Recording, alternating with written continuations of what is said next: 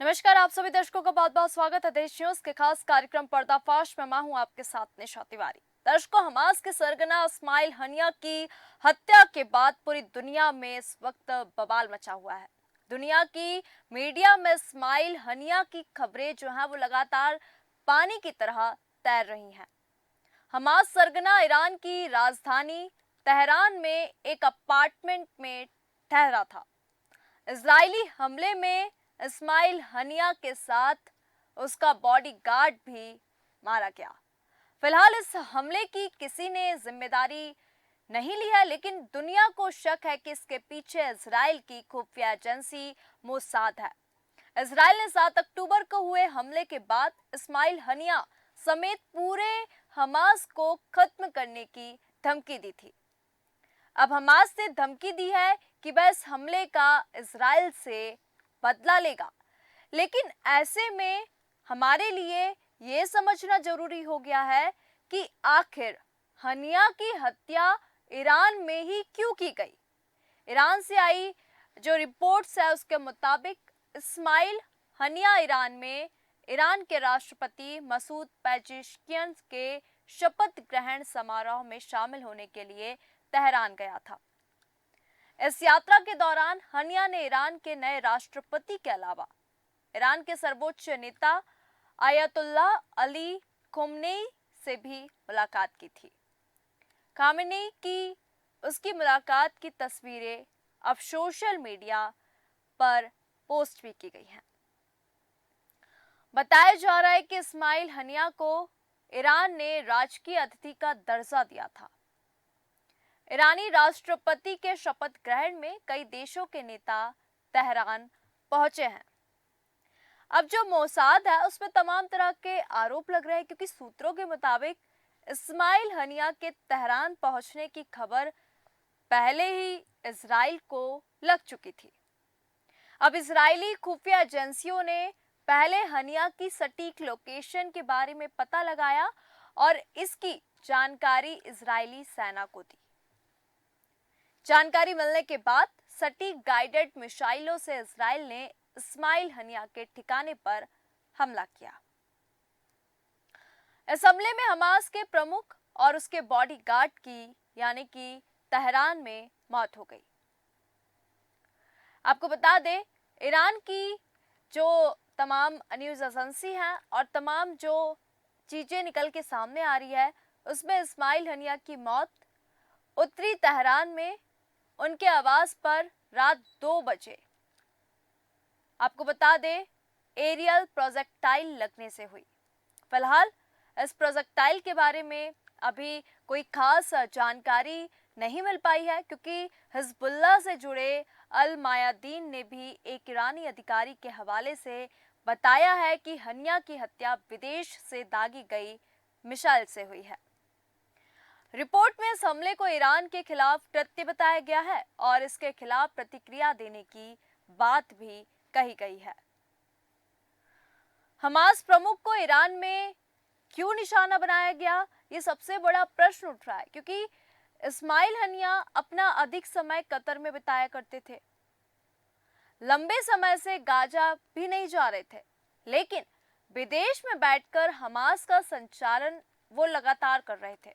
अब कतर के दोहा में हमास का राजनीतिक कार्यालय भी है, लेकिन इजराइल कतर में हनिया पर हमला नहीं कर सकता था, क्योंकि खाड़ी देशों में कतर अमेरिका का करीबी है। इसके अलावा कतर में हमला करने के लिए इजराइल को अधिक मेहनत करनी पड़ती और इसका खामियाजा भी बहुत अधिक भुगतना पड़ता। कतर हमले के मामले में अमेरिका भी इजराइल का साथ नहीं देता।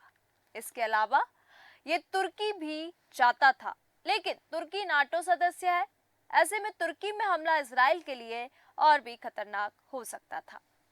इन स्थितियों को देखते हुए हनिया पर हमला के लिए ईरान की धरती सबसे मुफीद जगह उसको लगी कि ईरान की धरती जो है वो ठीक ठाक है। ईरान के रिवॉल्यूशनरी गार्ड ने हनिया की हत्या के लिए इजराइल को जिम्मेदार ठहराते हुए कड़ा और दर्दनाक जवाब देने की बात कही है। ईरान के सर्वोच्च नेता ने आयतुल्लाह अली खामनेई ने हनिया को ईरान की धरती पर शहीद बताया और इजराइल को सख्त सजा देने की कसम खाई है। हमास संचालित, आपको बता दें, हमास के वरिष्ठ अधिकारी मुसाब मरजोक ने ईरान में इस्माइल हनिया की हत्या को कायरतापूर्ण कृत्य बताया और कहा कि इसकी सजा जरूर मिलेगी।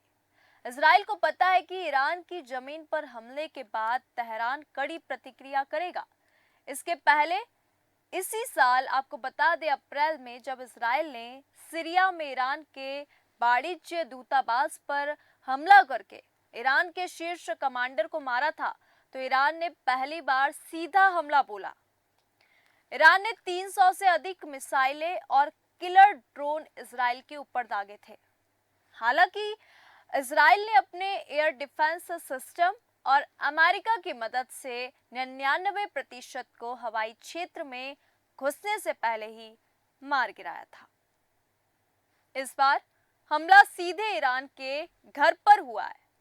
ऐसे में प्रतिक्रिया और कठोर हो सकती है, क्योंकि इजराइल के 24 घंटे के अंदर लेबनान में हिजबुल्लाह और तेहरान में हमास के बड़े नेताओं को मारने के बाद ये सवाल उठ रहा है कि आखिर नेतन्याहू की योजना क्या है। इजराइल एक बड़ी तैयारी करने में लगा हुआ है, जिसमें ईरान समर्थित जितनी भी ताकत है वो एक साथ हमला बोल सकती हैं। इसके पहले हाल ही में इजराइल ने यमन में भी ईरान समर्थित हूती और चरमपंथियों के ठिकानों को निशाना बनाया था।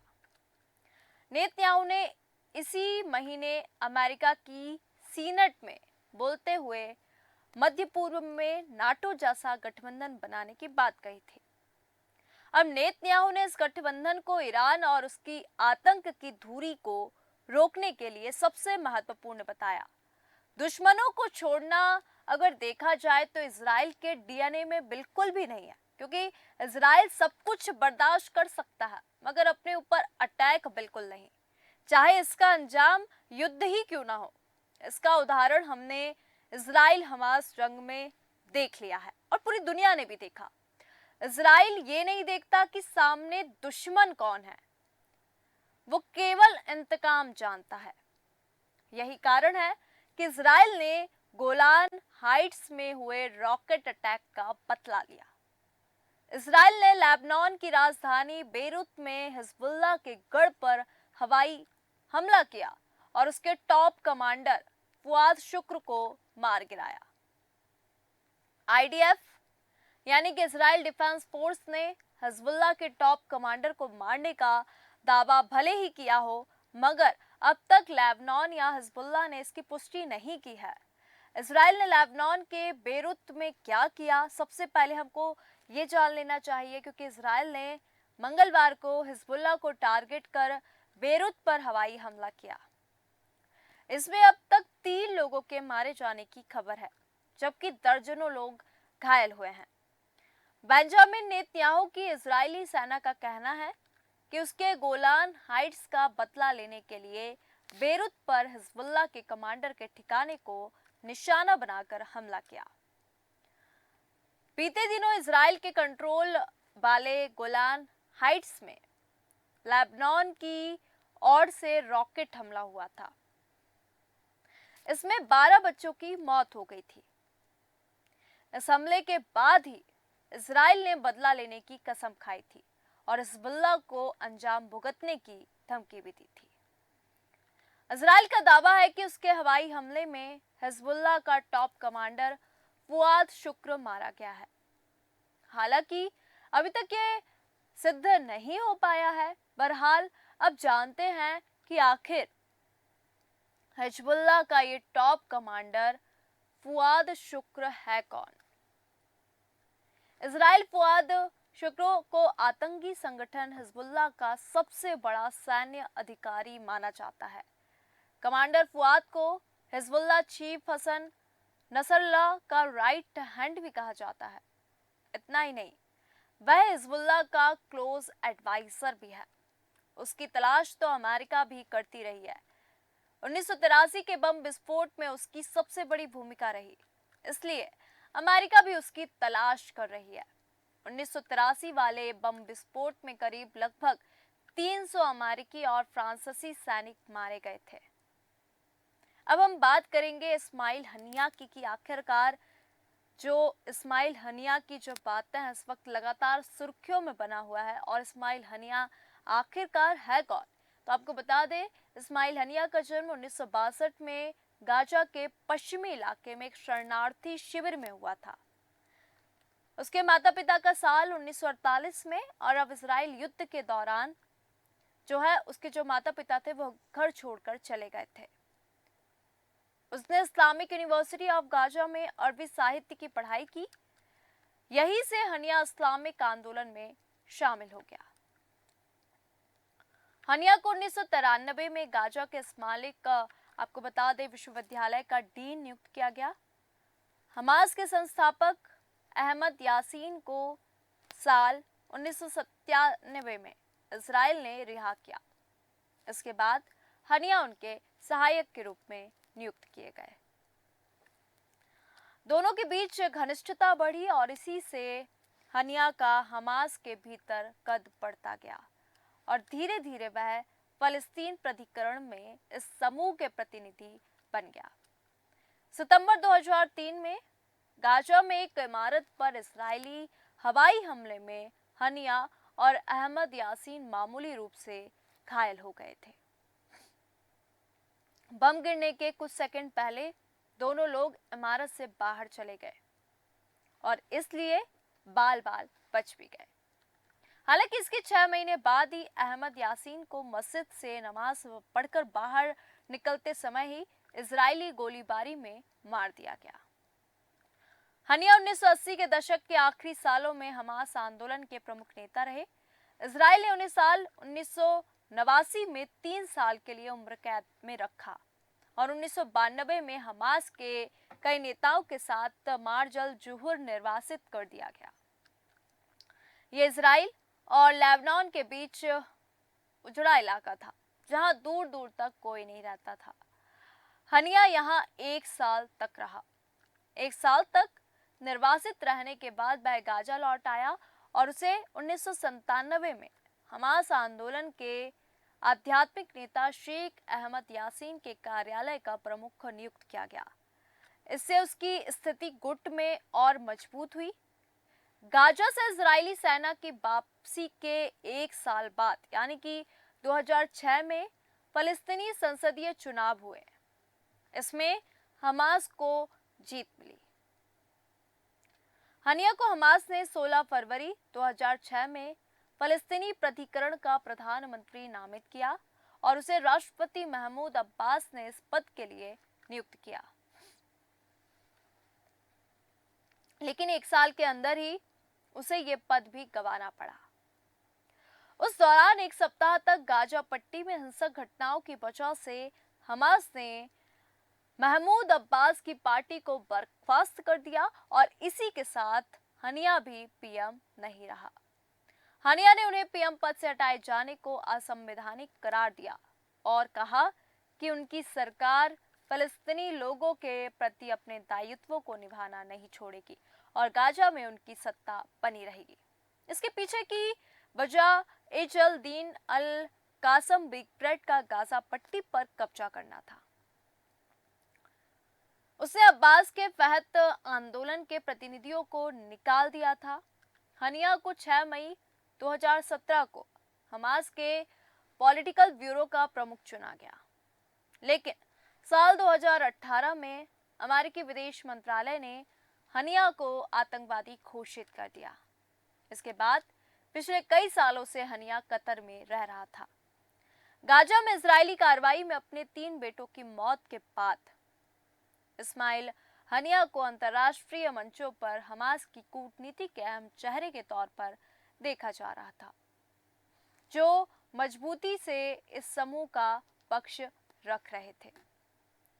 हालांकि कई राजनयिकों की नजर में उन्हें हमास के अन्य कट्टरपंथी सदस्यों की तुलना में उदारवादी नेता के तौर पे देखा गया। हनिया युद्ध विराम के लिए तुर्की से कतर के बीच लगातार यात्राएं कर रहा था। वह सीज फायर और ईरान के साथ वार्ताओं में मध्यस्थ के तौर पर उभरा। आपको बता दें, बीते साल 7 अक्टूबर को हमास के इजराइल पर हमला करने के बाद हनिया ने कतर के मीडिया हाउस अल जजीरा से बातचीत में कहा, रिश्ते सामान्य करने के लिए अपने यानी कि अरब देशों और इजराइल जैसे देशों के साथ जो भी समझौता हस्ताक्षर किया जाए वो भी संघर्ष को समाप्त नहीं कर सकता।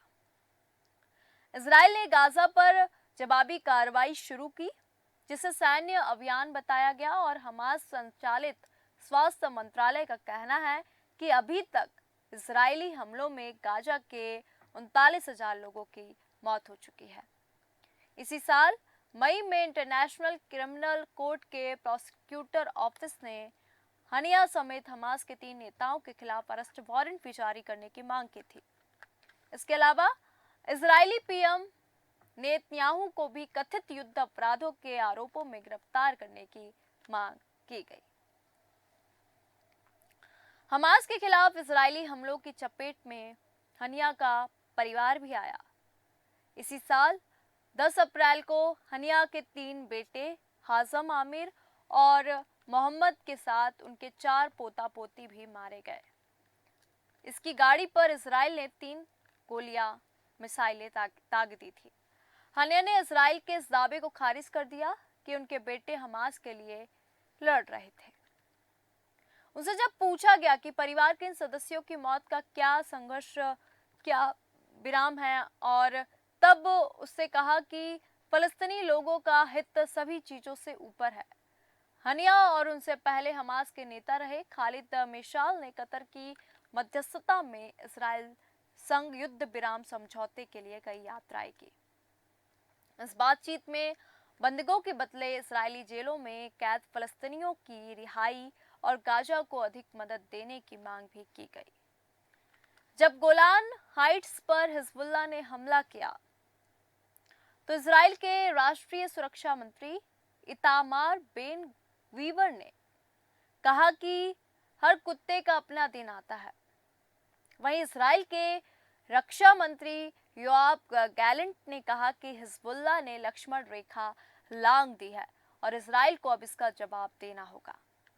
इजराइल की यही खासियत है कि वह जो कहता है वो करके दिखाता है। इजराइल ने यह हमला तब किया जब लेबनान ने साफ शब्दों में कह दिया था कि अगर बेरूत पर हमला हुआ तो वह पीछे नहीं हटेंगे, वह इजराइल से सीधी जंग लड़ेगा। अब जब इजराइल ने बेरूत पर हमला कर दिया है तो ऐसे में लेबनान का अगला कदम क्या होगा, ये देखने वाली बात होगी, क्योंकि इस बीच लेबनान ने इस इजरायली हमले को क्रिमिनल एक्ट बताया है। लेबनान ने केयरटेकर प्राइम मिनिस्टर नजीब मिकाती ने बेरूत पर इजराइल के अटैक की निंदा की है और कहा है कि ये पूरी तरह से इंटरनेशनल लॉ का उल्लंघन है। संसद सदस्य और हिजबुल्लाह नेता अली अम्मार अली आमर ने कहा कि दुश्मन इजराइल को पता है कि इस तरह के हमले पर हिजबुल्लाह चुप नहीं बैठेगा।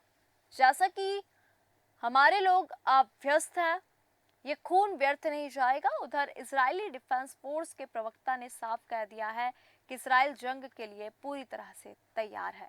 अब अगर हिजबुल्लाह भी जवाबी कार्रवाई करता है तो फिर इजराइल एक और मोर्चे पर युद्ध लड़ता दिखाई देगा।